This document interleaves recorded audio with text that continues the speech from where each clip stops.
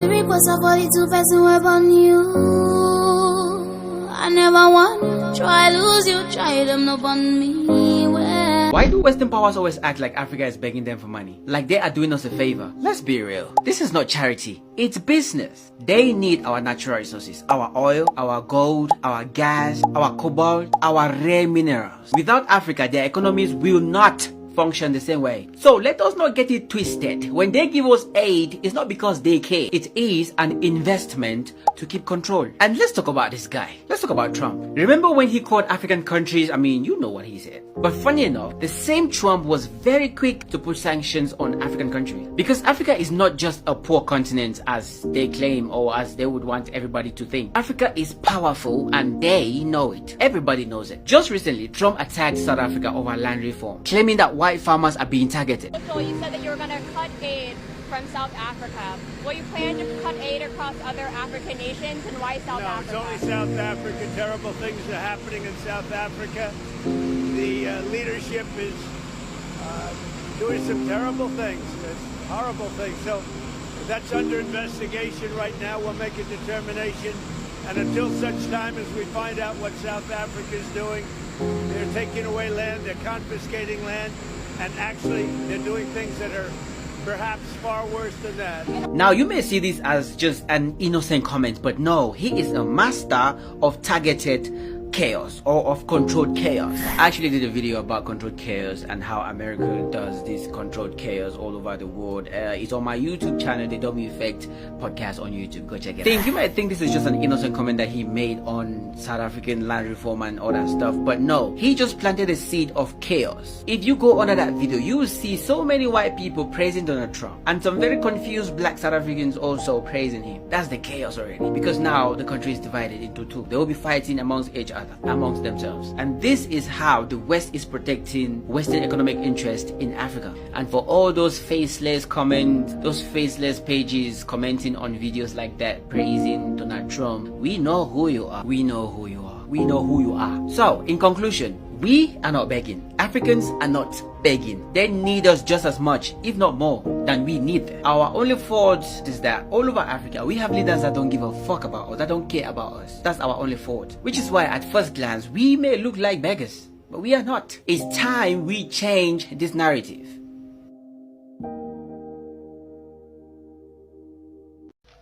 Donald Trump. South Africa belongs to South African. You have no say in our country internal matter. Your forefather raped America from indigenous people of America. You focus on those people. You are the one need to be brought to justice, not us. Our black people, black brothers and sisters, being humiliated last 350 years. The land of South Africa belongs to indigenous people of South Africa. You have no say in this country. You have absolutely no say in this country. Whoever misguiding you, they must know the fact South Africa will defend its country. Couple of days back, you used Lesotho to attack us. Couple of days back, you used Rwanda to attack us. And now, we are warning you, expropriation without compensation of South Africa will be happen. Black people of South Africa, majority of this country, black people. The President of America, Donald Trump, we need you here in South Africa. Number one activist here in South Africa against farm killing, farm workers killing, including stock theft, Petrus Pagamisito. I say to you that, please, we need you. Come and help us here in South Africa. The police, they don't do their work. The police investigator, they throw away the cases. The justice system here in South Africa, corruption.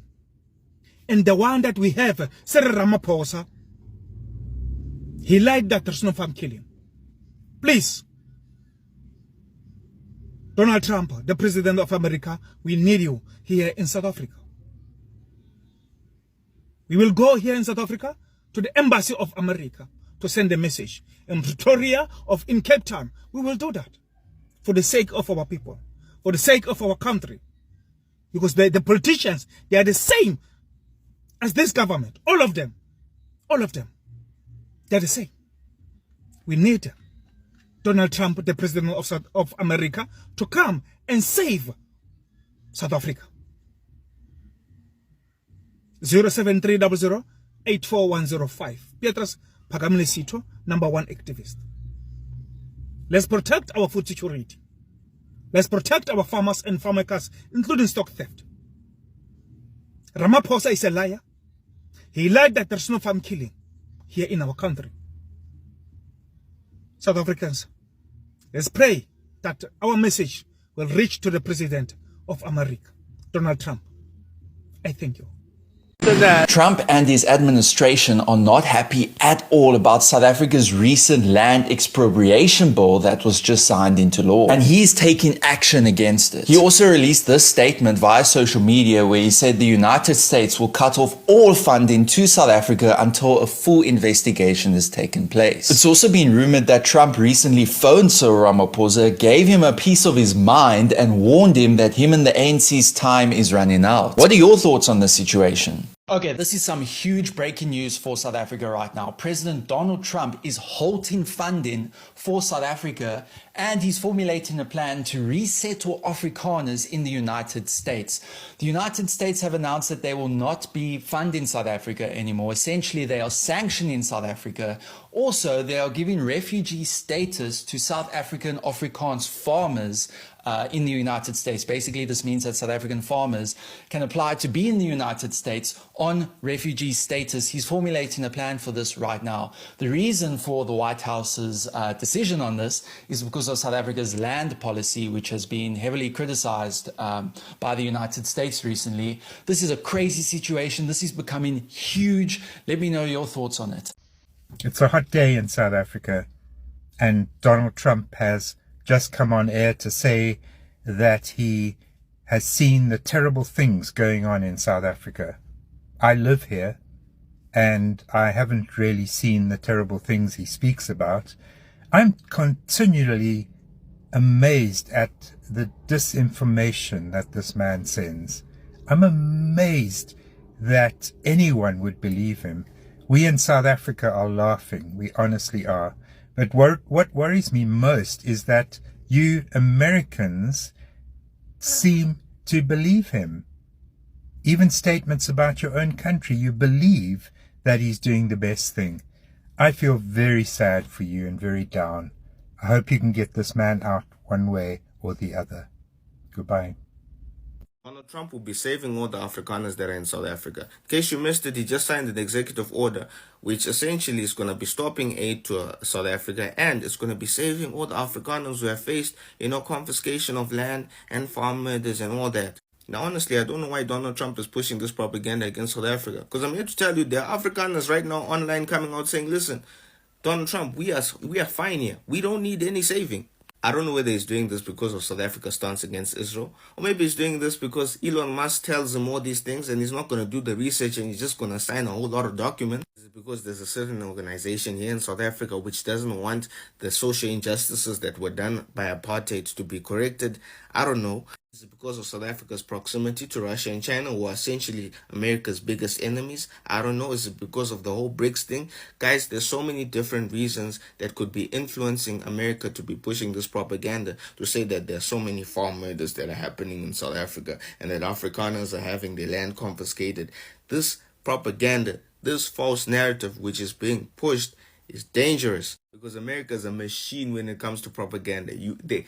America has the best propaganda in the entire world. So if they're pushing this narrative, I'm telling you, the rest of the world is actually going to start believing it. It's so important for you as a South African to come online on TikTok, talk about what the reality is actually happening in the country, because the rest of the world is going to need to know the truth, what is actually happening in South Africa. And I'm here to tell you, as a person who's staying in South Africa, Afrikaners are not being oppressed here in South Africa. They're not.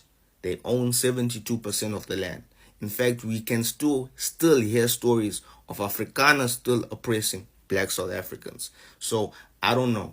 Like, it's, as I said, it's important now more than ever. Open up a TikTok account, open up social media account, because they are going to be attacking South Africa viciously. Donald Trump has done it again, this time with an executive order that slaps sanctions on South Africa while rolling out the red carpet for white African refugees. The order accuses South Africa of racial discrimination, land grabs, targeting African farmers, and causing up to enemies like Iran. Trump also claimed that Pretoria is being meant to Israel. Trump has barred U.S. agencies from providing aid to South Africa, accusing the country of egregious actions against its minority white population. Meanwhile, South Africa's President Cyril Ramaphosa insists that land reform will remain constitutional and lawful. We are, as South Africans, a resilient people, and we will not be bullied. With America cutting aid and opening its doors to African refugees, is this an act of justice, Trump meddling in a sovereign nation's affairs?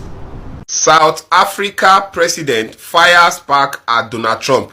Now, I think I am beginning to like the way African leaders are actually, coming against Donald Trump these days, because it's like the US president feels he owns Africa, and we are not under US. That is just the whole truth. Now, many persons believe that Donald Trump is the president of the world, which for me, I think is not true. Now, the last time I posted a video where Rwanda president Kagame, deported some illegal USA miners and mercenaries from Rwanda back to their country, and that is actually a good one, and many Africans are happy with it. Now is the turn of the South African president. Donald Trump is trying to get involved in the land reform in South Africa, and the president has fired back at Donald Trump. Now let me post the news so that you can see. Look at it here. Now Ramaphosa slams Trump over South Africa land reforms. US funding cut. Now US have stopped funding South Africa because of this thing. That is just the whole truth. Then South African President Cyril Ramaphosa has strongly rebuked Donald Trump following the former US president announcement to cut funding to South Africa over allegations of land confiscation and unfair treatment of certain group. Now Trump, posting on his Truth social platform, claimed his administration would not be giving fund to South Africa pending an investigation.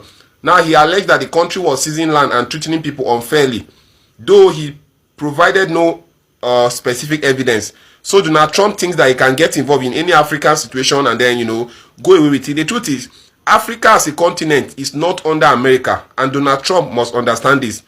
Now, many people don't understand what is happening here. We said we are no longer under colonialism, but indirectly we allow these white people to rule us. What do you think about the decision of Ramaphosa, South African president, challenging Donald Trump? Do you think this is going to affect South Africa, or what do you think? A lot of persons are giving him kudos because they feel that this is actually the best way to stand as a president. Donald Trump is not the president of the world. We don't have anything like president of the world. When he came into power, he was saying that he's going to take over Mexico, Canada, and some countries. Why? Is he the president of those countries? I think the power they are giving America is becoming too much.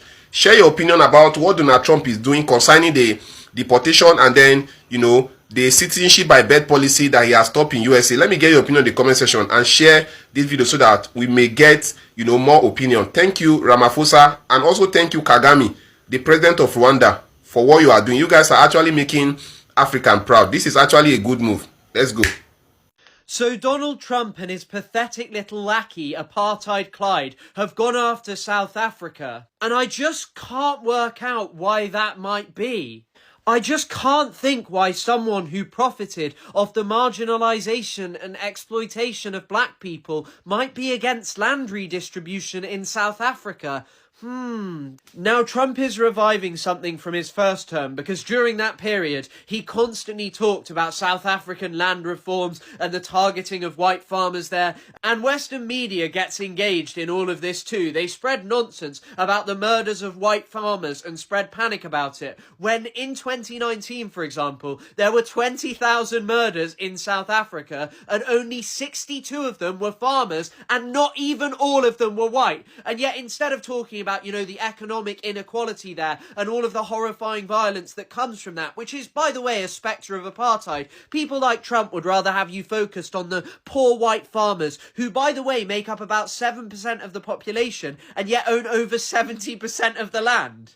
And what Trump is particularly upset about right now is the government of South Africa have just introduced some new reforms to say that there can be expropriation of land without compensation if it is just circumstances. And from people who've been to South Africa, like James Pogue, he says what you see in his essay is just vast swathes of white-owned farmland with black people living in horrifically cramped areas like Alexandria, where people are forced to defecate in bags due to the lack of adequate sanitation facilities and throw it in a river.